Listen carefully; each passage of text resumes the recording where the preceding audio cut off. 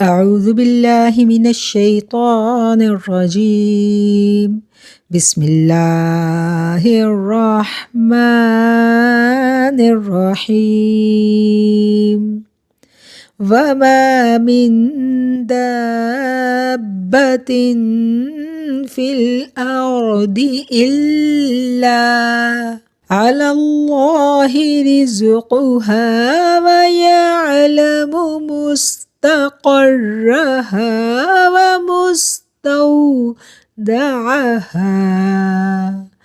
كل في كتاب مبين۔ روئے زمین پر کوئی جاندار ایسا نہیں ہے جس کا رزق اللہ کے ذمے نہ ہو۔ وہ جانتا ہے اس کے ٹھہرنے کی جگہ کو اور اس کے امانت رکھے جانے کی جگہ کو۔ ہر چیز روشن کتاب میں لکھی ہوئی ہے۔ صدق اللہ العظیم وصدق رسولہ النبی الکریم۔ 12ویں پارے کا آغاز ہوتا ہے سورہ ہود کی آیت نمبر 6 سے، اور اسی آیت سے آج ہم اپنے درس قرآن کا آغاز کریں گے اس دعا کے ساتھ کہ ایک مرتبہ ہمارے دلوں کو دینداری کی جانب راغب کر دینے کے بعد اے کریم و رحیم اللہ دوبارہ کجی اور گمراہی کی جانب مت موڑنا، ہمیں دین اسلام پر زندہ رکھنا اور ایمان کی بہترین حالت میں واپس بلانا، ہمیں ہدایت دے دینا، ہمارے بچوں کو، ہمارے اہل خانہ کو، ہماری نسلوں کو ہدایت پر رکھنا، ایمان پر رکھنا اور ایمان کی بہترین حالت میں واپس بلانا۔ آمین ثم آمین۔ رب اشرح لی صدری ویسر لی امری واحلل عقدۃ من لسانی یفقہوا قولی ربی زدنی علما ربی زدنی علما ربی زدنی علما۔ آمین ثم آمین۔ اللہم صلی علی سیدنا و مولانا محمد معدن الجود والکرم من بالعلم والعلم والحلم والحکم وبارک وسلم۔ الحمدللہ ثم الحمدللہ کہ اے اللہ تو نے ہمیں حضرت محمد مصطفیٰ صلی اللہ علیہ وآلہ وسلم کا امتی بنایا، تو نے ہمیں قرآن دیا، تو نے ہمیں صاحب قرآن کی نسبت عطا فرمائی۔ الحمدللہ ثم الحمدللہ۔ وما من دابۃ فی الارض، اور زمین پر چلنے والا کوئی جاندار ایسا نہیں ہے کہ اللہ تعالیٰ نے جس جاندار کو زمین پر جہاں بھی پیدا کیا اس کا رزق اللہ نے اپنے ذمہ لیا ہے۔ کوئی کہاں بھی ہو، جہاں اس کو اللہ نے پیدا کر دیا اس کا لوح محفوظ میں پورے کا پورا ڈیٹا جو ہے نا وہ انسٹال کر دیا جاتا ہے کہ یہ شخص جو ہے اب دنیا میں چلا گیا یا یہ جاندار دنیا میں گیا ہے، اتنا عرصہ اس نے قیام کرنا ہے، اتنا رزق ہے جو اس نے اپنا پورا کرنا ہے۔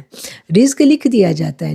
رزق جو ہے نا وہ اللہ تعالیٰ ہماری پیدائش سے پہلے جب اس نے ہمیں پیدا کرنے کا ارادہ کیا تھا نا، اسی وقت اس نے ہمارا رزق مقرر کر دیا تھا، اور وہ پھر اس نے لکھ بھی لیا تھا اپنی اس لوح محفوظ میں، اس روشن کتاب میں ہر انسان کا، ہر جاندار کا رزق جو ہے وہ لکھا ہوا ہے، اور اس رزق تک اس انسان نے کیسے پہنچنا ہے اس کے لیے پھر یہ دنیا کو اللہ تعالیٰ نے عالم اسباب بنا دیا، اس کی سٹرگل، اس کی محنت جو ہے وہ اس کو اس رزق کے حصول میں وہاں تک لے جاتی ہے۔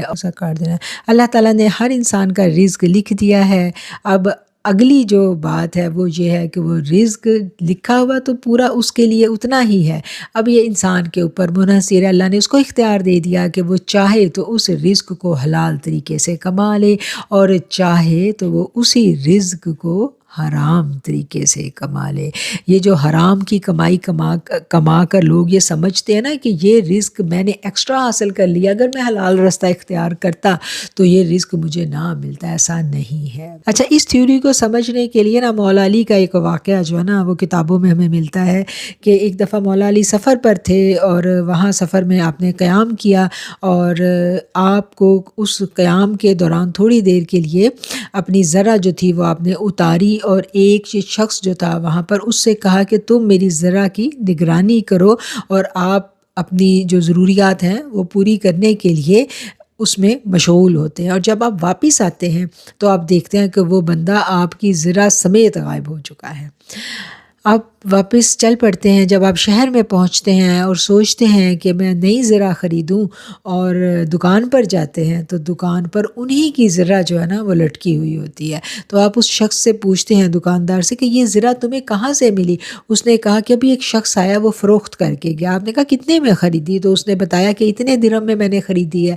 تو مولا علی نے اس سے وہ جو ذرا تھی وہ لی، اور پھر آپ نے فرمایا کہ میں نے جب اس شخص کو نگرانی کے لیے معمور کیا تھا تو میں نے اپنے دل میں یہ نیت کی تھی کہ یہ اتنا ٹائم میرے لیے سپینڈ کر رہا ہے، جب میں واپس اس کو فارغ کروں گا تو اس کو اتنا معاوضہ دوں گا۔ اب وہ جو معاوضہ دینے کی رقم تھی، مولا علی نے سوچی وہ رقم اور جتنے کی اس نے ذرا بیچی تھی، ظاہری بات ہے وہ اجلت میں چوری کی ذرا تھی، فٹافٹ بیچ کے گیا تو اس نے تو اونے پونے بیچی ہوگی نا، تو وہ رقم سیم تھی۔ تو مولا علی نے کیا کہا کہ یہ رقم اللہ نے اس کے نصیب میں لکھی ہوئی تھی۔ اس نے جلد بازی کی اور وہی رقم اس کو مل تو گئی، لیکن اب کیا ہے، حرام طریقے سے ملی۔ تو صبر اور استقامت کے ساتھ جب ہم محنت کرتے ہیں تو اس محنت میں ہی اللہ ایسے اسباب پیدا فرما دیتے ہیں کہ وہ رزق جو ہمارے نصیبوں میں لکھا ہوا ہے وہ ہمیں حلال طریقے سے ملتا ہے۔ اگر نعوذ باللہ ہم حرام کے چکروں میں اور سود کے چکروں میں پڑ کے اپنے ایمان کو برباد کریں، پھر برکت تو جائے گی، عذاب الہی بھی آئے گا، اور اللہ رسول کی ناراضگی بھی ہم مول لے لیں گے، اور ہم اس بات پر خوش ہوں گے کہ ہم نے اپنی جو ہے نا عقل کے ساتھ بہت سارا پیسہ کما لیا، تو وہ پیسہ تو ہمیں ملنا ہی تھا، وہ ہمارے نصیب میں لکھا جا چکا تھا، ہم نے اس کو حرام طریقے سے لے لیا۔ اگر ہم صبر کے ساتھ حلال ذرائع جو ہے وہ اختیار کرتے، تھوڑا انتظار کر لیتے، تو یقیناً وہ ہمیں مل کر رہتا۔ تو جو لکھا ہوا ہمارا رزق ہے وہ لوح محفوظ میں اللہ نے محفوظ کر کے رکھا ہوا ہے، اور ہر شخص کا رزق، ہر جاندار کا رزق جو دنیا میں اللہ نے بھیجا، پیدا جو اس نے کیا، خالق جو وہ ہے، جب خالق وہ ہے تو پھر ذمہ بھی اس کا ہے، اور وہ ذمہ وہ اٹھاتا ہے، وہ ایسے ایسے اسباب پیدا کر دیتا ہے، ایسی ایسی جگہ سے عطا کرتا ہے کہ انسان عقل سے سوچ بھی نہیں سکتا۔ مستقرہا و مستودعہا، اس کے ٹھہرنے کی جگہ اور اس کے امانت رکھے جانے کی جگہ۔ اب ان دو لفظوں کو ہم سمجھیں گے کہ ان دو لفظوں سے کیا مراد ہے۔ مفسرین نے ان دو لفظوں کی تفسیر میں لکھا ہے کہ مستقر سے مراد ماں کا رحم ہے، اور مستودع سے مراد باپ کی صلب ہے، جہاں سے نطفہ امانت کے طور پر ماں کے رحم میں منتقل کیا جاتا ہے۔ دوسری رائے جو لکھی گئی وہ یہ ہے کہ دنیا اور قبر۔ مستقر سے مراد وہ دنیا یا زمین ہے جہاں انسان نے اپنی زندگی کو گزارنا ہے، اور مستودع سے مراد قبر ہے، جہاں اسے موت کے بعد امانتاً رکھا جاتا ہے۔ مستقر وہ جگہ ہے جہاں انسان زندہ حالت میں قیام کرتا ہے، اور مستودع وہ جگہ ہے جہاں اسے موت آتی ہے یا اس کو دفن کیا جاتا ہے۔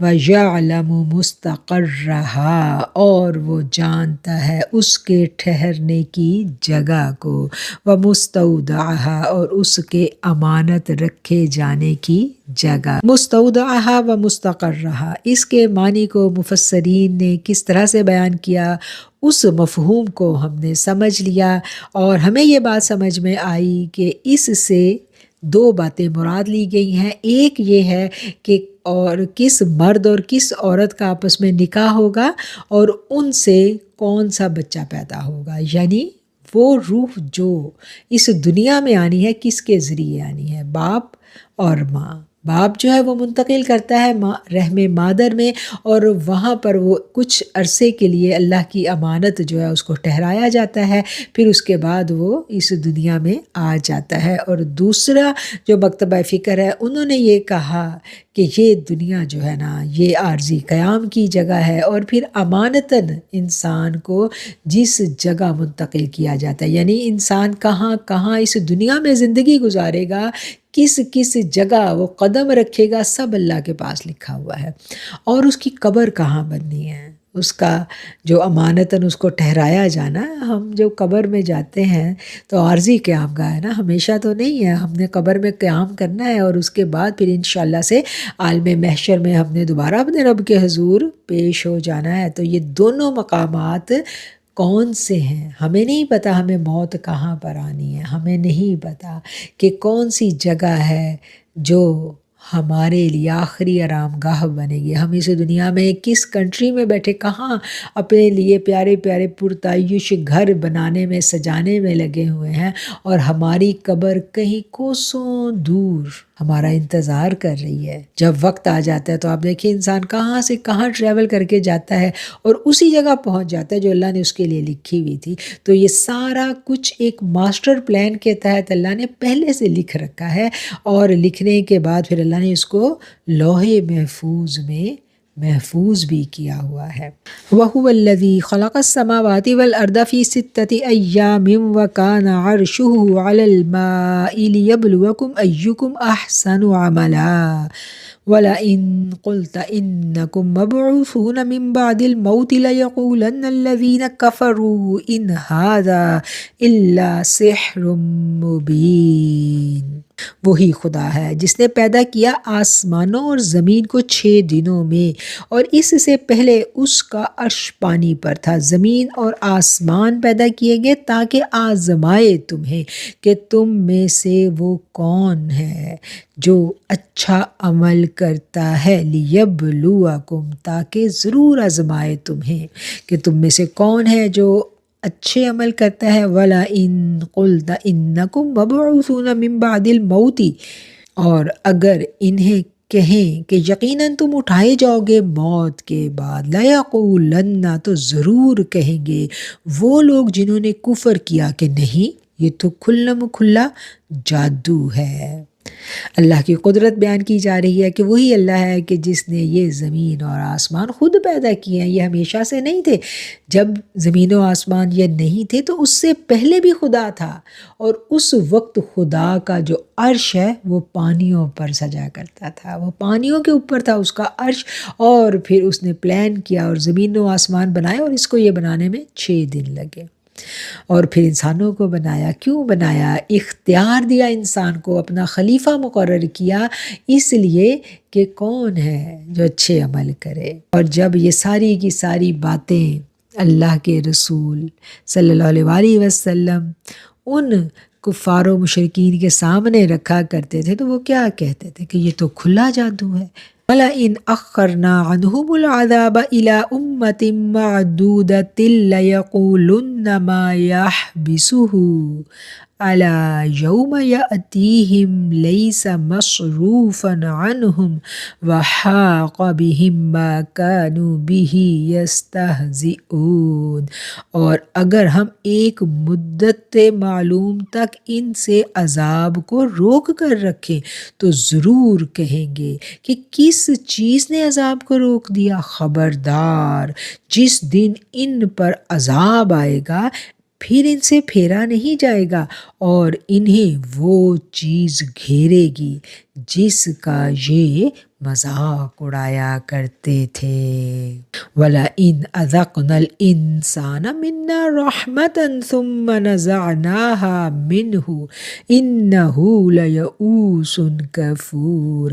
اور اگر ہم انسان کو اپنی رحمت کا مزہ چکھا کر پھر اس سے چھین لیتے ہیں تو وہ نا امید اور نا شکرا ہو جاتا ہے۔ وَلَئِنْ أَذَقْنَاهُ نَعْمَاءَ بَعْدَ ضَرَّاءَ مَسَّتْهُ لَيَقُولَنَّ ذَهَبَ السَّيِّئَاتُ عَنِّي إِنَّهُ لَفَرِحٌ فَخُورٌ۔ اور اگر مصیبت پہنچنے کے بعد نعمتوں کا مزہ چکھاتے ہیں تو کہتا ہے کہ میری سختیاں جاتی رہیں، کیونکہ وہ اترانے والا اور شیخی خورا ہے۔ آیت نمبر 9 اور 10 ان کے مفہوم کو ہم سمجھیں گے۔ اب ہم آیت نمبر 9 اور آیت نمبر 10 اس کو سمجھنے کی کوشش کریں گے، اور اگر ہم چکھائیں کسی انسان کو اپنی طرف سے رحمت کا مزہ اور پھر اس سے چھین لیں۔ انسان کی جو زندگی ہے نا، اس میں اتار چڑھاؤ آتا رہتا ہے۔ اللہ کہتا ہے نا کہ میں دنوں کو بندوں کے درمیان پھیرتا رہتا ہوں، کبھی خوشی کبھی غم۔ جب تو خوشیوں کا وقت آتا ہے تو انسان کیا کرتا ہے، اس میں پھر وہ اتراتا ہے، خوشیاں مناتا ہے، اور اس کو یوں لگتا ہے کہ یہ ساری کی ساری جو کامیابیاں ہیں یہ میری اپنی ذاتی کوشش اور کاوش کی وجہ سے مجھے مل رہی ہیں۔ وہ اس قوت کو بالکل بھول جاتا ہے جو پس پشت تھی، جس نے اسے یہ کامیابیاں کامرانیاں نصیب کی، وہ اس کو بھول جاتا ہے۔ وہ اپنی قوت بازو پر اتراتا ہے، خوشیاں مناتا ہے، اور جب اس سے وہ نعمتیں چھین لی جاتی ہیں تو پھر کیا ہے، وہ مایوس ہو جاتا ہے، اور نہ صرف مایوس ہوتا ہے بلکہ ناشکرا بھی بن جاتا ہے۔ اچھا، اب آپ دیکھیں کہ آج بھی ایسے لوگ ہمیں نظر آتے ہیں کہ جب ان کے اوپر اللہ کی رحمتیں برس رہی ہوتی ہیں تو ان کو عبادت میں بھی بڑا مزہ آ رہا ہوتا ہے۔ وہ کہتے ہیں ہم تو بڑے متقی ہیں، بڑی اچھی ہم عبادتیں کرتے ہیں، ہماری دعائیں بڑی قبول ہو رہی ہیں، تو ہم بڑے اچھے مسلمان ہیں۔ پھر ایک وقت آتا ہے، آزمائش کا وقت، جب دعائیں قبول ہونا بند ہو جاتی ہیں، انسان دعا کرتا ہے قبول ہی نہیں ہوتی، رزق کی تنگی آ جاتی ہے، مشکل سے مشکل حالات سے انسان کو گزارا جاتا ہے۔ وہی انسان ہے، اس کی وہی صلاحیتیں ہیں، لیکن وہ سب کی سب صلاحیتیں جو ہے نا اب کسی کام نہیں آ رہی۔ بہت بڑی ڈگری ہے اس کے پاس، جاب ہی نہیں مل رہی، مل ہی نہیں جاب۔ ساری ڈگری جو ہے نا وہ ردی کاغذ کا ایک ٹکڑا بن کے رہ جاتی ہے۔ وہی جو اپنی ڈگریوں پر کل تک اترا رہا ہوتا ہے تو آج وہی ڈگری جو ہے اس کے کسی کام کی نہیں رہتی۔ پھر وہ کیا کرتا ہے، پھر وہ مایوس ہونے لگتا ہے، ناشکری کرنے لگتا ہے۔ میں نے تو اتنی عبادتیں کی، میں نے تو اتنی نیکیاں کی، اتنے حج عمرے کیے، اللہ نے میرے ساتھ کیا کیا، مجھے اس مصیبت میں ڈال دیا۔ پھر یہ بات، پھر کیا ہے، میں تو اتنا فرما بردار تھا اللہ کا، دیکھو میں نے اتنی ترقی کی، میرے ساتھ اللہ نے کیا کیا، ناشکری شروع۔ تو کیا ہے، یہ انسان کی جو فطرت ہے اس کو یہاں بیان کیا گیا ہے۔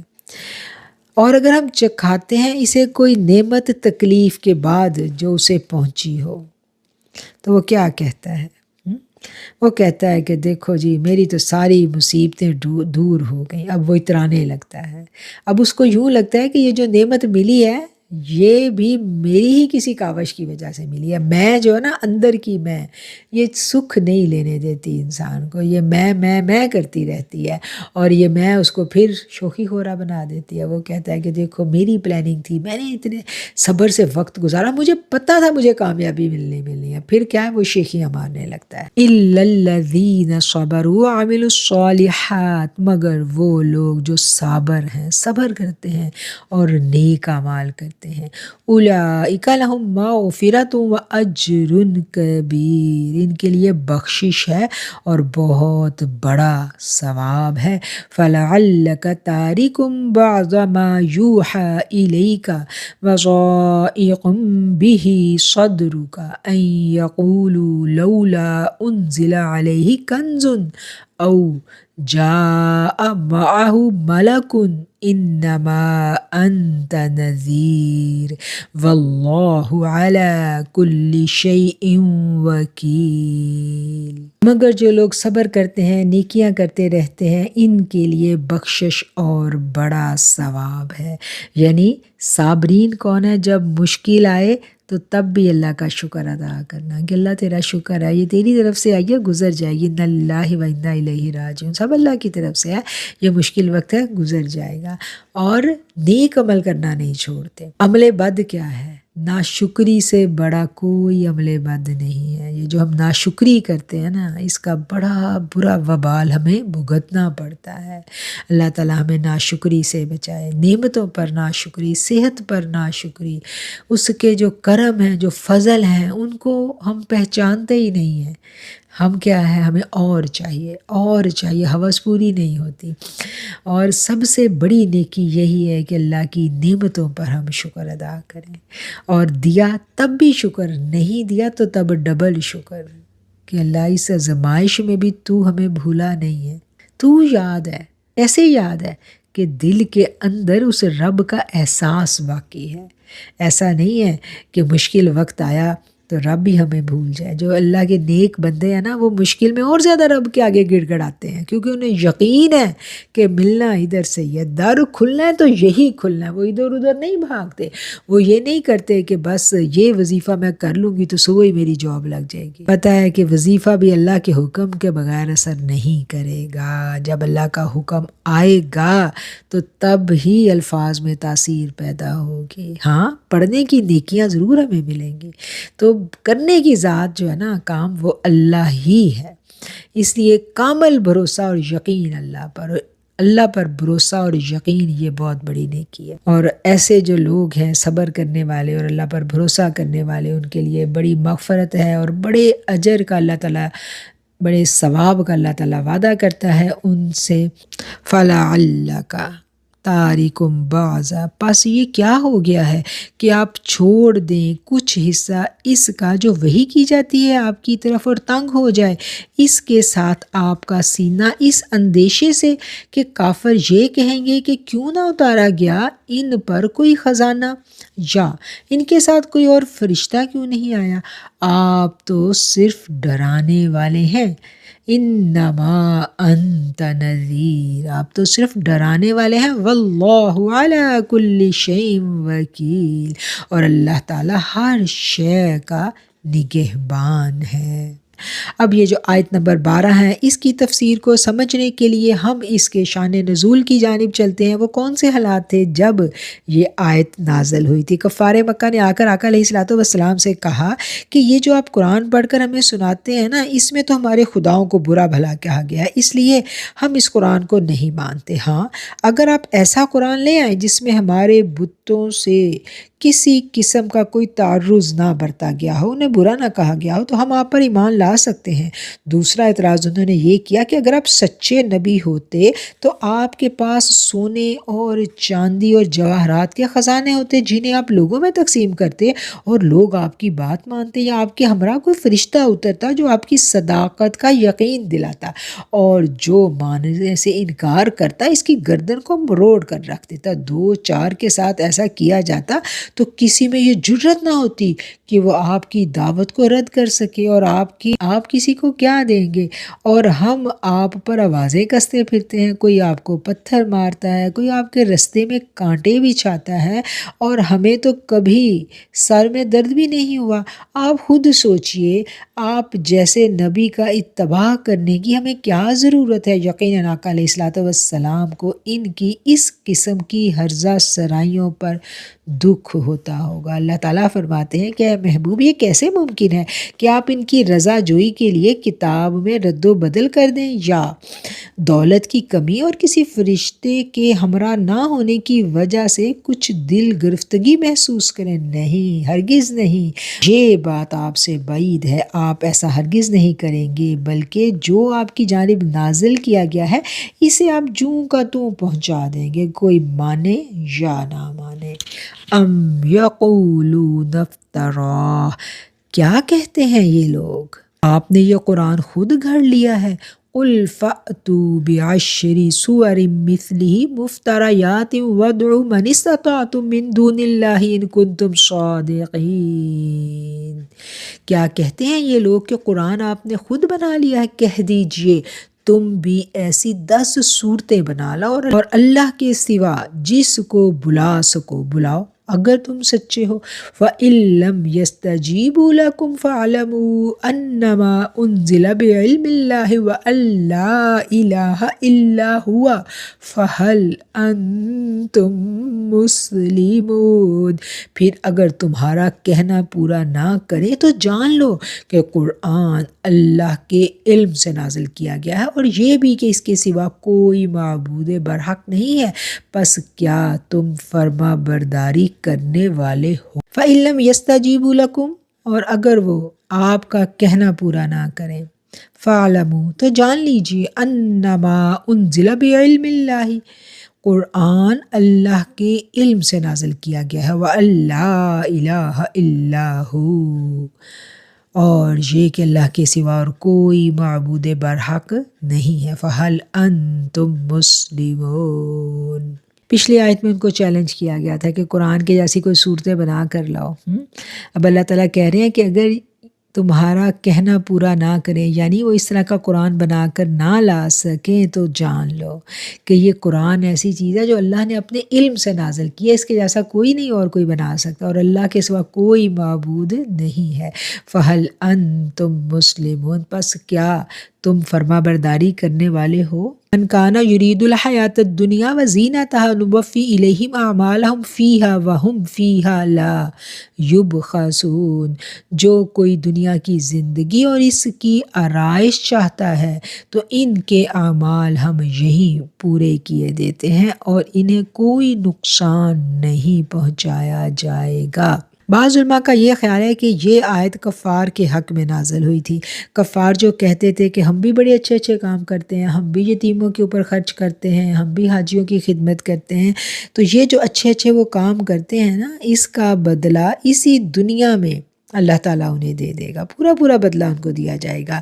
جیسا کہ ہم دیکھتے ہیں نا، جیسے آج بھی لاہور میں گنگا رام ہاسپٹل ہے، گلاب دیوی ہاسپٹل ہے، پاکستان بن گیا، لیکن ان لوگوں نے عوام کی خدمت کے لیے رفاہی ادارے بنائے، اور وہ ادارے آج بھی ان کے نام کے ساتھ زندہ ہیں، یعنی جو نیکی انہوں نے کی نیک نیتی کے ساتھ کی، یعنی وہ عوام کی فلاح و بہبود چاہتے تھے، تو دنیا میں ان کو بدلہ مل گیا، دنیا میں آج بھی ان کا نام زندہ ہے، لیکن آخرت میں اس کا کوئی حصہ نہیں ہے۔ اور بعض علماء کرام کا خیال ہے کہ یہ ریاکاروں کے حق میں آیت نازل ہوئی تھی۔ حدیث شریف میں آتا ہے کہ قیامت کے دن ریاکاروں کو کہا جائے گا، اے ریاکارو، تم نے روزے رکھے، تم نے نمازیں پڑھی، صدقے دیے، جہاد کیا، قرآن کی تلاوت کی محض اس مقصد کے لیے کہ تمہیں نمازی کہا جائے یا تمہیں نیک کہا جائے، آج تمہارے لیے کچھ نہیں۔ پھر انہی لوگوں سے سب سے پہلے دوزخ کی آگ بھڑکائی جائے گی۔ حضرت سیدنا ابو ہریرہ رضی اللہ عنہ نے یہ روایت جب بیان کی تو آپ زارو قطار رونے لگے۔ علامہ قرطبی نے یہ لکھا ہے جو میں نے آپ کو پڑھ کر سنایا ہے کہ ریاکار دنیا کے لیے کرتا ہے تو اس کو دنیا میں بدلہ مل جاتا ہے، اگر کوئی شہرت کے لیے کرتا ہے تو اس کو دنیا میں شہرت، لیکن آخرت میں پھر کچھ اس کا حصہ نہیں ہے۔ ہم جو بھی نیک اعمال کریں، ہماری نیت خالص ہونی چاہیے اور آخرت کی نیت ہونی چاہیے۔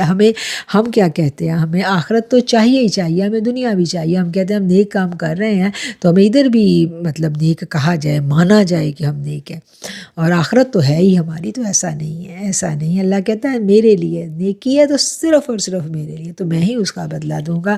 تو ریاکاری سخت گناہ ہے۔ ریاکار کے اعمال جو ہے نا، وہ سارے کے سارے روزے محشر جلا دیے جائیں گے، بھسم کر دیے جائیں گے، اس کا کوئی اجر اس کو نہیں دیا جائے گا، کیونکہ اس نے دنیا کے دکھاوے کے لیے، دنیا میں عزت پانے کے لیے کیا، تو دنیا کے حوالے اس کو اللہ کر دے گا، یعنی اس دنیا میں اس کو وہ سب مل جائے گا جس کی طلب میں اس نے وہ نیک کام کیے تھے۔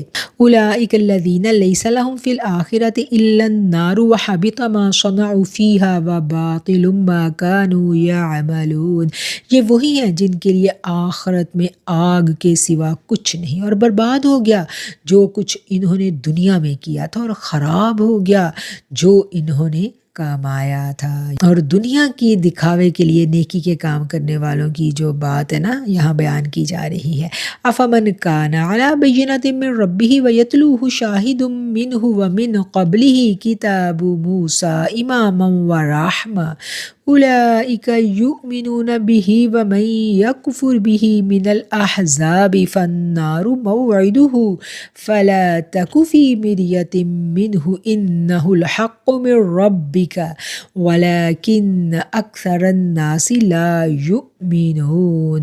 تو کیا وہ شخص انکار کر سکتا ہے جس کے پاس روشن دلیل ہو اپنے رب کی طرف سے اور اس کے پیچھے ایک سچا گواہ بھی آ گیا ہو اللہ تعالیٰ کی طرف سے، اور اس سے پہلے کتاب موسیٰ بھی آ چکی ہو جو امام اور سراپا رحمت ہے؟ قطعاً نہیں، بلکہ یہ لوگ تو ایمان لائیں گے اس پر، اور جو کفر کرے اس کے ساتھ مختلف گروہوں سے تو آتش جہنم ہی اس کے وعدے کی جگہ ہے۔ پس اے سننے والے نہ پڑ جا شک میں اس کے متعلق، اس کے متعلق، بلا شبہ یہ حق ہے تیرے رب کی جانب سے، لیکن اکثر لوگ ایمان نہیں لاتے۔ دنیا کے طلبگار اسلام کو قبول نہ کرنے کے بہانے تلاش کرتے رہیں، لیکن وہ شخص جس کے پاس اسلام کی حقانیت اور روشن دلیل بھی ہے اور اس کے ساتھ ایک سچا گواہ بھی گواہی دے رہا ہے، تورات جیسی سراپا ہدایت کتاب بھی اس کی صداقت کا بار بار اعلان کر رہی ہے، تو وہ کسی قیمت پر بھی اسلام سے منہ نہیں موڑے گا اور نہ ہی کسی مصیبت کے ڈر سے راہ راست کو چھوڑے گا۔ اور جو بدقسمت ان دلائل و شواہد کے ہوتے ہوئے بھی اس دین مبین سے انکار کریں گے، ان کا ٹھکانہ آتش جہنم کے سوا اور کیا ہو سکتا ہے؟ آپ خود ہی فیصلہ کیجئے۔ جو شخص حق کو حق سمجھتے ہوئے اس کا انکار کرے اور اس انکار پر مصر بھی رہے، تو اگر اس پر آگ کے انگارے نہیں تو کیا جنت کے پھول نچھاور کیے جائیں گے؟ افمن کان علی بینۃ من ربہ، تو کیا وہ شخص انکار کر سکتا ہے جس کے پاس رب کی طرف سے روشن دلیل ہو اور اس کے پیچھے ایک سچا گواہ بھی آ گیا ہو؟ اللہ کی طرف سے روشن دلیل بینہ، اس سے کیا مراد ہے؟ مفسرین نے لکھا کہ اس سے مراد اور شاہد سے مراد نبی کریم صلی اللہ علیہ وسلم کی ذات اقدس ہے، یعنی یہود و نصارہ جو ہیں ان کی کتابوں میں لکھا ہوا تھا کہ ایک نبی آئیں گے، انہوں نے وہ پڑھا ہوا تھا، وہ جانتے تھے، وہ ان نشانیوں کو بھی پہچانتے تھے، اور جب وہ روشن دلیل، وہ روشن آیتیں اللہ کی آئیں، وہ اس کو پہچان بھی گئے، اور انہی یہود و نصارہ نے اسلام کو قبول بھی کر لیا، جو حق کو پہچان گئے، انہوں نے نبی کریم کو بھی پہچان لیا، اللہ کی آواز کو بھی پہچان لیا، کیونکہ ان کے پاس پہلے سے اللہ کی کتاب موجود تھی، توریت اور انجیل ان کے پاس موجود تھی نا، تو انہوں نے پہچان لیا، وہ توریت اور انجیل کو صدق دل سے پڑھنے والے تھے، اللہ کی توحید کے وہ علمبردار تھے، انہوں نے پہچان کے اسلام کو قبول کر لیا۔ یہاں ان لوگوں کا ذکر کیا جا رہا ہے۔ موسیٰ علیہ السلام کی کتاب آ چکی تھی جو امام اور سراپا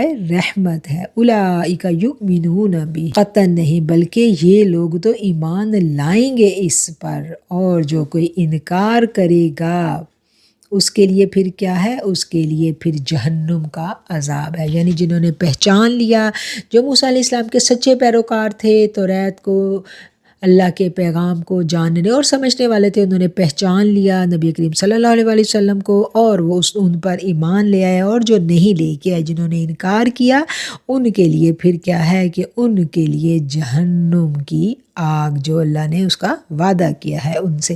فلا تک فی مریۃ، پس اے سننے والے تو نہ پڑ جا شک میں، یعنی جو یہ پیغام سن رہے ہیں وہ اس میں کوئی شک نہ کریں، بلا شبہ یہ حق ہے تیرے رب کی طرف سے، لیکن اکثر لوگ ایمان نہیں لاتے۔ ومن اظلم ممن افترى على الله كذبا اولئك يعرضون على ربهم ويقول الاشهاد هؤلاء الذين كذبوا على ربهم الا لعنة الله على الظالمين۔ اور اس سے بڑھ کر ظالم اور کون ہوگا جو اللہ پر جھوٹ باندھے؟ وہ لوگ اپنے رب کے روبرو پیش کیے جائیں گے اور گواہ کہیں گے یہی ہیں کہ جنہوں نے اپنے رب پر جھوٹ باندھا تھا۔ خبردار، اللہ کی لعنت ہے ظالم لوگوں پر۔ الذین یصدون، وہ لوگ جو روکتے ہیں، عن سبیل اللہ، اللہ کی راہ سے، ویبغونہا عوجا، اور اس میں کجی پیدا کرنا چاہتے ہیں، وہم بالآخرۃ ہم کافرون، وہی لوگ ہیں جو آخرت کے منکر ہیں۔ اولئک لم یکونوا معجزین فی الارض وما کان لهم من دون اللہ من اولیاء یضاعف لهم العذاب ما كانوا يستطيعون السمع وما كانوا يبصرون، یہ لوگ زمین میں عاجز کرنے والے نہیں تھے اور ان کے لیے اللہ کے سوا اور کوئی دوست بھی نہیں تھا، انہیں دگنا عذاب دیا جائے گا۔ یہ لوگ نہ سن سکتے تھے نہ ہی دیکھ سکتے تھے۔ کون تھے یہ لوگ؟ دیکھتے ہیں مفسرین کیا لکھتے ہیں ان کے بارے میں۔ ہماری نافرمانی اور دین حنیف سے کھلی دشمنی کے باوجود اس چند روزہ زندگی میں جو ان کا طوطی بولتا رہتا ہے، ان کی عظمت کا نقارہ بجتا رہتا ہے، تو اس کا یہ مطلب ہرگز نہیں کہ وہ ہم سے زیادہ طاقتور تھے، اس لیے اپنی منمانی کرتے رہے۔ ایسا نہیں ہے، اگر ہم چاہتے تو ان کے بگڑے ہوئے دماغوں کو نمرود کی طرح ایک مچھر سے درست کروا دیتے اور ان کو کوئی ایسا مددگار بھی نہ ملتا جو ان کو زبردستی ہمارے عذاب سے چھڑوا لیتا، بلکہ یہ ڈھیل ہم نے خود ہی نے دے رکھی تھی تاکہ وہ جی بھر کر نافرمانیاں کر لیں اور انہیں سخت سے سخت عذاب میں گرفتار کر دیا جائے گا۔ ان بدبختوں کے وہ کان ہی بہرے ہو گئے تھے جو آواز حق کو سنتے ہیں، وہ آنکھیں ہی اندھی ہو گئی تھیں جو نور حق کو پہچان سکتی تھیں۔ یہ اللہ کے نافرمانوں کا یہاں پر ذکر کیا جا رہا ہے کہ اللہ تعالیٰ کی جب ان پر گرفت آئے گی، پکڑ آئے گی، تو پھر اللہ کے سوا کوئی ان کا عذاب، ان کی تکلیف کو دور کرنے والا نہیں ہوگا۔ اولئک الذین خسروا انفسهم وضل عنہم ما كانوا یفترون، انہوں نے اپنے آپ کو خسارے میں ڈال دیا اور ان سے ضائع ہو گیا جو جھوٹ وہ باندھتے تھے۔ اب انہی منکرین حق کی یہاں پر بات کی جا رہی ہے۔ لا جرم انہم فی الآخرۃ ہم الاخسرون، بے شک یہی لوگ آخرت میں سب سے زیادہ نقصان اٹھانے والے ہوں گے۔ ان الذین آمنوا وعملوا الصالحات واخبتوا الی ربہم اولئک اصحاب الجنۃ ہم فیہا خالدون، البتہ جو لوگ ایمان لائے اور نیک عمل کیے اور اپنے رب کے سامنے عاجزی کی، وہ جنت میں رہنے والے ہیں، وہ اس جنت میں ہمیشہ رہیں گے۔ مثل الفریقین کالاعمی والاصم والبصیر والسمیع هل یستویان مثلا افلا تذکرون، دونوں فریق کی مثال ایسی ہی ہے جیسے ایک اندھا اور ایک بہرا اور دوسرا دیکھنے والا اور سننے والا، کیا دونوں کا حال برابر ہے؟ پھر تم سمجھتے کیوں نہیں؟ یہاں ایک خوبصورت مثال کے ذریعے اللہ تعالیٰ سمجھا رہے ہیں کہ ان دونوں فریقوں کی ایسی مثال ہے کہ ایک اندھا ہے، ایک کو نظر ہی نہیں آ رہا اور دوسرے کو سنائی نہیں دے رہا، تو پھر نہ دیکھ سکتا ہے نہ وہ سن رہا ہے۔ اس مثال پر غور و فکر کیوں نہیں کرتے؟ وَلَقَدْ أَرْسَلْنَا نُوحًا إِلَىٰ قَوْمِهِ إِنِّي لَكُمْ نَذِيرٌ مُّبِينٌ، اور ہم نے نوح کو ان کی قوم کی جانب بھیجا، بے شک میں تمہیں صاف ڈرانے والا ہوں۔ اللہ تعبدوا الا اللہ انی اخاف علیکم عذاب یوم علیم، کہ اللہ کے سوا اور کسی کی عبادت مت کرنا، بے شک میں تم پر دردناک دن کے عذاب سے ڈرتا ہوں۔ یہ آیت نمبر 25 سے حضرت نوح علیہ السلام کا قصہ شروع ہو جاتا ہے کہ انہیں اللہ تعالیٰ نے ان کی قوم کی طرف پیغام دے کر بھیجا، اور نبی اپنی دعوت کا آغاز اسی بات سے کرتے ہیں کہ اللہ کا پیغام پہنچاتے ہیں اور بتاتے ہیں کہ میں اپنی عبادت، اپنی پوجا کا تمہیں نہیں کہہ رہا، اللہ کا پیغام پہنچا رہا ہوں، میں تو اللہ کے عذاب سے تمہیں ڈرانے والا ہوں، تم اسی کی فرما برداری اختیار کرو۔ فقال الملأ الذین کفروا من قومه ما نراک الا بشرا مثلنا وما نراک اتبعک الا الذین هم اراذلنا بادی الرأی وما نرى لكم علینا من فضل بل نظنکم کاذبین۔ پھر اس کی قوم کی جو کافر سردار تھے وہ بولے، ہمیں تو تم ہم جیسے ہی نظر آتے ہو ایک آدمی، اور ہمیں تو تمہارے پیروکار بھی وہی نظر آتے ہیں جو ہم میں سے رذیل ہیں، وہ بھی سرسری نظر سے، اور ہم تم میں اپنے سے زیادہ کوئی فضیلت نہیں دیکھ پاتے بلکہ تمہیں جھوٹا خیال کرتے ہیں۔ حضرت نوح علیہ السلام نے جب اپنی قوم کے آگے اللہ کا پیغام رکھا تو ان کو بھی وہی باتیں سننی پڑیں جو ہم قرآن میں پڑھتے ہیں نا، جو بھی پیغمبر دعوت دیتا تھا، آقا علیہ السلام نے بھی جب دعوت کا کام کیا تو آقا علیہ السلام کو بھی یہی کہا جاتا تھا نا کہ یہ غریب لوگ تمہارے پاس آ رہے ہیں، یہی لوگ اللہ کے دین کو قبول کریں، انہیں اپنے پاس سے ہٹاؤ۔ اگر تم پیغمبر برحق ہوتے تو تمہارے ساتھ کوئی فرشتوں کے قول ہوتے یا تم بڑے امیر ہوتے۔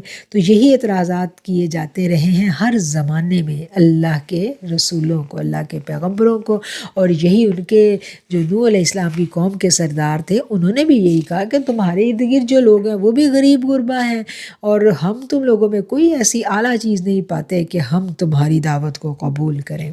قال یا قوم ارأیتم ان کنت علی بینۃ من ربی وآتانی رحمۃ من عنده فعمیت علیکم انلزمکموہا وانتم لہا کارہون۔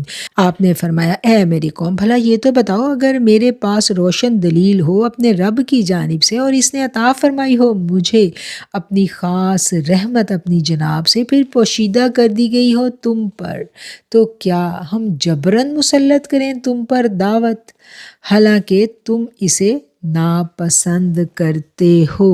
یہ حضرت نوح جو ہیں وہ اپنی قوم سے کہہ رہے ہیں، وَيَا قَوْمِ، اور اے میری قوم، لَا أَسْأَلُكُمْ عَلَيْهِ مَالًا، میں تم سے کوئی مال نہیں مانگتا، ان اجری الا علی اللہ، میرا اجر تو میرے رب کے ذمہ ہے، وما انا بطارد الذین آمنوا انہم ملاقو ربہم ولکنی اراکم قوما تجہلون۔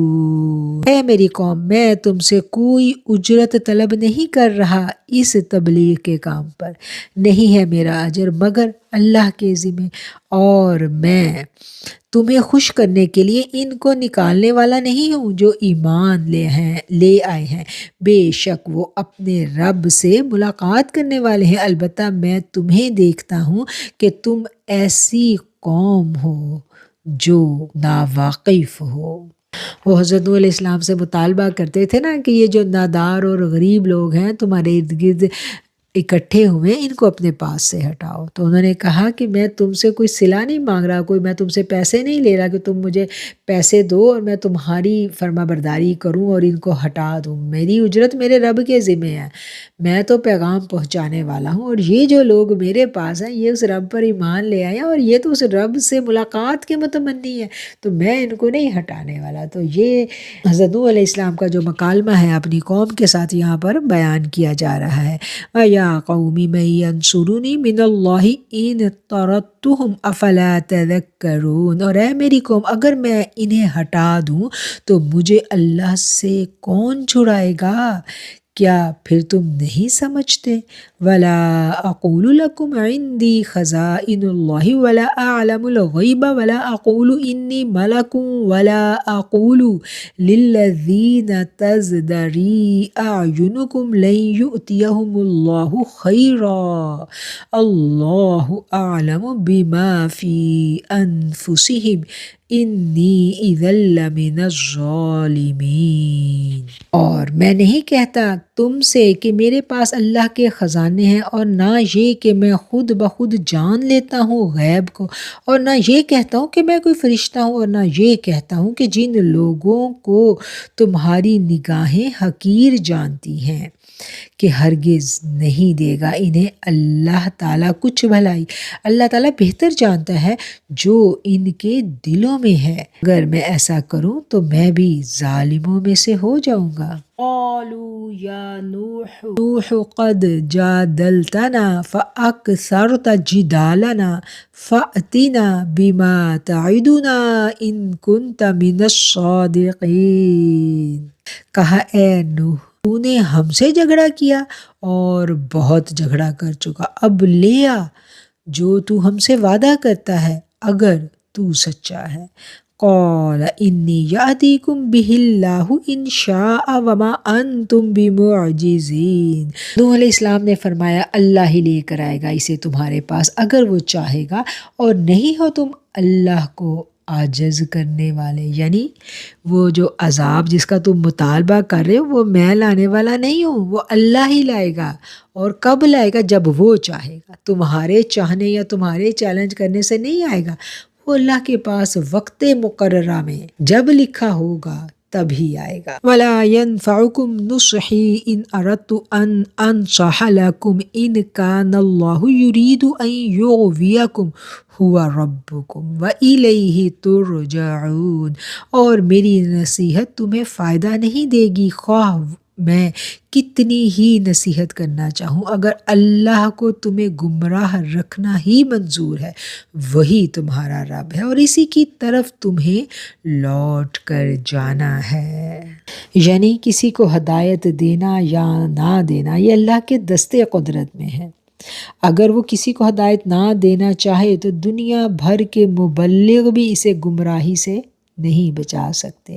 اس لیے انسان کو کبھی بھی اپنے علم پر، سمجھ بوجھ پر اور نیکی پر گھمنڈ نہیں کرنا چاہیے۔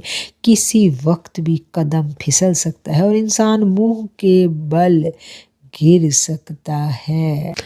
ہدایت نہ دینا اور ہدایت دے دینا یہ اللہ کے اپنے ذمے ہے۔ حضرت نوح علیہ السلام نے 950 برس تبلیغ کی، اپنا سگا بیٹا بھی راہ راست پر نہیں آ سکا۔ اللہ کے اختیار میں، اللہ جس کو چاہے ہدایت دے، اس لیے اللہ تعالیٰ سے ہمیں ہر لمحہ ہدایت کی دعا مانگتے رہنا چاہیے۔ اور یہاں اس آیت میں بھی پیغمبر یہی فرما رہے ہیں کہ میری نصیحت تمہیں فائدہ نہیں دے گی، خواہ میں کتنی ہی نصیحت کرنا چاہوں، اگر اللہ تمہیں گمراہ رکھنا چاہے، یعنی اگر اللہ کو منظور ہے کہ تم گمراہ رہو تو تم گمراہ ہی رہو گے، وہی تمہارا رب ہے اور تمہیں لوٹ کر اسی کی جانب آنا ہے۔ اس لیے ہمیں اپنے کسی بھی نیک عمل پر، اپنی قابلیت پر کوئی بھروسہ نہیں ہے، بھروسہ ہے تو اس رب کی رحمت پر کہ وہ کرم میں رکھے، فضل میں رکھے۔ ام یقولون افتراہ قل ان افتریتہ فعلی اجرامی وانا بریء مما تجرمون۔ کیا کہتے ہیں کہ قرآن خود بنا لایا ہے؟ کہہ دیجئے اگر میں بنا لایا ہوں تو اس کا گناہ مجھ پر ہے اور میں تمہارے گناہوں سے بری الذمہ ہوں۔ نبی کریم صلی اللہ علیہ وآلہ وسلم جب اللہ کا پیغام پڑھ کر انہیں سناتے تھے اور پرانے پیغمبروں کے قصے جب ان کو سنائے جاتے تھے تو وہ کیا کہتے تھے کہ یہ تو پرانے لوگوں کی کہانی ہے۔ کبھی وہ کہتے تھے کہ یہ جو باتیں آپ ہمیں بتا رہے ہو نا، یہ آپ اپنے پاس سے ہی گھڑ کے لے آتے ہو۔ آقا علیہ الصلوۃ والسلام کو یوں وہ ستایا کرتے تھے، جھٹلانے کی کوشش کیا کرتے تھے، تو میرے رب نے اس بات کا جواب دیا کہ ان سے کہہ دو اگر تم یہ سمجھتے ہو نا کہ میں بنا کے لایا ہوں تو پھر اس کا گناہ میرے اوپر ہے، تمہارے اعمال کا جو وبال ہے، جو اس کا گناہ ہے، اس کی سزا تمہیں خود بھگتنی پڑے گی۔ یہ ہے جی آیت نمبر 35 اور یہاں رکوع بھی مکمل ہوتا ہے اور ہم اپنے آج کے درس قرآن کا اختتام بھی آیت نمبر 35 پر کرتے ہیں۔ آیت نمبر 6 سے لے کے آیت نمبر 35 تک آج ہم نے پڑھا اور جتنا پڑھا اس کو بامحاورہ آپ دیکھ لیتے ہیں۔ آج کے درس قرآن کا آغاز ہم نے کیا تھا 12ویں پارے کی پہلی آیت سے جو ہے سورہ ہود کی آیت نمبر 6۔ اور نہیں ہے کوئی جاندار زمین میں مگر اللہ کے ذمے ہے اس کا رزق، اور وہی جانتا ہے اس کے ٹھہرنے کی جگہ کو اور اس کے امانت رکھے جانے کی جگہ کو، ہر چیز روشن کتاب میں لکھی ہوئی ہے۔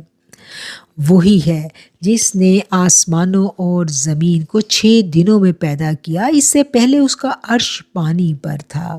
تاکہ وہ تمہیں آزمائے کہ تم میں سے اچھے اعمال کون کرتا ہے، اور اگر آپ انہیں کہیں یقیناً تم اٹھائے جاؤ گے موت کے بعد، تو ضرور کہیں گے وہ لوگ جنہوں نے کفر کیا کہ نہیں ہے یہ مگر کھلا ہوا جادو۔ اور اگر ہم ملتوی کر دیں ان سے عذاب کچھ عرصے تک، تو ازراہ مذاق کہیں گے کس چیز نے روک دیا ہے اس عذاب کو؟ وہ کان کھول کر سن لیں، جس دن عذاب آئے گا ان پر تو پھر پھیرا نہیں جائے گا ان سے، اور گھیر لے گا انہیں وہ عذاب جس کا وہ تمسخر اڑایا کرتے تھے۔ اور اگر مصیبت پہنچنے کے بعد نعمتوں کا مزہ چکھاتے ہیں تو کہتا ہے کہ میری سختیاں جاتی رہیں، کیونکہ وہ اترانے والا شیخی خو رہا ہے، مگر جو لوگ صبر کرنے والے ہیں اور نیکیاں کرنے والے ہیں ان کے لیے بخشش اور بڑا ثواب ہے۔ پس کیا یہ ہو سکتا ہے کہ آپ چھوڑ دیں کچھ حصہ اس کا جو وحی کی جاتی ہے آپ کی جانب اور تنگ ہو جائے، اس کے ساتھ آپ کا سینہ اس اندیشے سے کہ کفار یہ کہیں گے کہ کیوں نہیں اتارا گیا ان پر کوئی خزانہ، یا کیوں نہیں آیا ان کے ساتھ کوئی فرشتہ؟ آپ تو صرف ڈرانے والے ہیں، اور اللہ تعالیٰ ہر چیز کا نگہبان ہے۔ کیا یہ کفار کہتے ہیں کہ آپ نے یہ قرآن خود سے بنا لیا ہے؟ آپ فرما دیجئے اگر ایسا ہے تو تم بھی لے آؤ اس جیسی 10 صورتیں، اور بلاؤ اپنی مدد کے لیے جس کو بلا سکتے ہو اللہ کے علاوہ، اگر تم اس الزام تراشی میں سچے ہو۔ پھر اگر تمہارا کہنا پورا نہ کریں تو جان لو قرآن اللہ کے علم سے نازل کیا گیا، اور یہ بھی کہ اس کے سوا کوئی معبود نہیں ہے۔ پس کیا تم فرما برداری کرنے والے ہو؟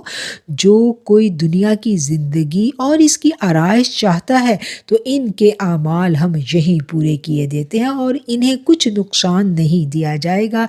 یہ وہی ہیں جن کے لیے آخرت میں آگ کے سوا کچھ نہیں، اور برباد ہو گیا جو کچھ انہوں نے دنیا میں کیا، اور خراب ہو گیا جو کچھ کمایا تھا انہوں نے۔ تو کیا وہ شخص انکار کر سکتا ہے جس کے پاس روشن دلیل ہو اپنے رب کی طرف سے، اور اس کے پیچھے ایک سچا گواہ بھی آ گیا ہو اللہ کی طرف سے، اور اس سے پہلے کتاب موسیٰ بھی آ چکی ہو جو عوام اور سراپا رحمت ہے؟ قطعاً نہیں، بلکہ یہ لوگ تو ایمان لائیں گے اس پر، اور جو کفر کرے اس کے ساتھ مختلف گروہوں سے تو آتش جہنم ہی اس کے وعدے کی جگہ ہے۔ پس اے سننے والے تو مت پڑ جا شک کرنے والوں میں، بلا شبہ یہ حق ہے تیرے رب کی طرف سے، لیکن اکثر لوگ ایمان نہیں لاتے۔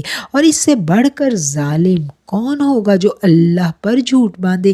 یہ لوگ پیش کیے جائیں گے اپنے رب کے سامنے اور کہیں گے گواہ یہی وہ گستاخ ہیں جنہوں نے اپنے رب پر جھوٹ باندھا تھا۔ خبردار اللہ کی پھٹکار ہو ظالموں پر جو اللہ کی راہ سے روکتے ہیں اور اس میں کجی پیدا کرنا چاہتے ہیں، اور وہی آخرت کے منکر ہیں۔ یہ لوگ زمین میں عاجز کرنے والے نہیں تھے، اور ان کے لیے اللہ کے سوا کوئی دوست بھی نہیں تھا، انہیں دگنا عذاب دیا جائے گا۔ یہ لوگ نہ سن سکتے تھے نہ ہی دیکھ سکتے تھے، اور انہوں نے اپنے آپ کو خسارے میں ڈال دیا اور ان سے ضائع ہو گیا جو جھوٹ وہ باندھا کرتے تھے۔ بے شک یہی لوگ آخرت میں سب سے زیادہ نقصان اٹھانے والوں میں سے ہوں گے۔ البتہ جو لوگ ایمان لائے، نیک اعمال کی اور اپنے رب کے سامنے عاجزی کی، وہ جنت میں رہنے والے ہیں اور وہ ہمیشہ اسی میں رہیں گے۔ دونوں فریق کی مثال ایسی ہے جیسے ایک اندھا اور بہرا ہو اور دوسرا دیکھنے والا اور سننے والا، کیا دونوں کا حال برابر ہے؟ پھر تم کیوں نہیں سمجھتے؟ اور ہم نے نوح کو اس کی قوم کی جانب بھیجا، بے شک میں تمہیں صاف ڈرانے والا ہوں کہ اللہ کے سوا کسی کی عبادت مت کیجیے، بے شک میں تم پر دردناک دن کے عذاب سے ڈرتا ہوں۔ پھر اس کی قوم کے جو کافر سردار تھے بولے، ہمیں تو تم ہم جیسے ہی آدمی نظر آتے ہو، اور ہمیں تو تمہارے پیروکار وہی نظر آتے ہیں جو ہم میں سے رذیل ہیں، وہ بھی سرسری نظر سے، اور ہم تم میں اپنے سے زیادہ کوئی فضیلت نہیں پاتے بلکہ تمہیں جھوٹا خیال کرتے ہیں۔ انہوں نے کہا اے میری قوم، دیکھو اگر میں اپنے رب کی طرف سے صاف رستے پر ہوں اور اس نے مجھ پر اپنے ہاں سے رحمت بھیجی ہے، پھر وہ تمہیں دکھائی نہ دے تو کیا میں زبردستی تمہارے گلے مونڈ دوں؟ آپ نے فرمایا اے میری قوم، بھلا یہ بتلاؤ اگر میرے پاس روشن دلیل ہو اپنے رب کی طرف سے اور اس نے عطا فرمائی ہو مجھے خاص رحمت اپنی جناب سے، پھر پوشیدہ کر دی گئی ہو تم پر اس کی حقیقت، تو کیا ہم جبراً مسلط کریں تم پر دعوت حالانکہ تم اسے ناپسند کرتے ہو؟ اور اے میری قوم، میں تم سے اس پر کچھ مال نہیں مانگتا، میری مزدوری اللہ کے ذمہ ہے، اور میں ایماندار لوگوں کو اپنے قریب سے ہٹانے والا نہیں ہوں۔ بے شک وہ اپنے رب سے ملنے والے ہیں، لیکن تمہیں جاہل قوم دیکھتا ہوں۔ اور اے میری قوم، اگر میں انہیں ہٹا دوں تو مجھے اللہ سے کون چھڑوائے گا؟ کیا تم نہیں سمجھتے ہو؟ اور میں تمہیں نہیں کہتا کہ میرے پاس اللہ کے خزانے ہیں، اور نہ یہ کہ میں غیب دان ہوں، اور نہ یہ کہتا ہوں کہ میں فرشتہ ہوں، اور نہ یہ کہوں گا کہ جو لوگ تمہاری نظر میں حقیر ہیں اللہ ان کو بھلائی نہیں دے گا۔ اللہ خوب جانتا ہے جو کچھ ان کے دلوں میں ہے، ایسا کہوں تو میں بے انصاف ہوں۔ قالوا یا نوح، کہا اے نوح، تم نے ہم سے جھگڑا کیا اور بہت جھگڑا کر چکا، اب لے آ وہ عذاب جس کا تو ہم سے وعدہ کرتا ہے اگر تو سچا ہے۔ آپ نے فرمایا اللہ ہی لے کر آئے گا اسے تمہارے پاس اگر چاہے گا، اور نہیں ہو تم عاجز کرنے والے، اور میری نصیحت تمہیں فائدہ نہیں دے گی خواہ میں کتنی ہی نصیحت کرنا چاہوں، اگر اللہ کو تمہیں گمراہ رکھنا ہی منظور ہے، وہی تمہارا رب ہے اور اسی کی طرف تمہیں لوٹ کر جانا ہے۔ کیا کہتے ہیں کہ قرآن کو خود بنا لایا ہے؟ کہہ دیجئے اگر میں بنا لایا ہوں تو اس کا گناہ مجھ پر ہے اور میں تمہارے گناہوں سے بری الذمہ ہوں۔ صدق اللہ العظیم و صدق رسولہ النبی الکریم و نحن علی ذلک من الشاہدین۔ الحمدللہ۔ ہمارا آج کا درس قرآن مکمل ہوتا ہے۔ جتنا قرآن ہم نے پڑھا اللہ کریم اس کو قبول فرمائے، اور اس میں کوئی غلطی رہ گی جانے انجانے میں، الفاظ کی ادائیگی میں، بیان کرنے میں، سمجھنے میں، سمجھانے میں، تو میرا رب العالمین درگزر فرما دے۔ آمین ثم آمین۔ وآخر دعوانا ان الحمد للہ رب العالمین۔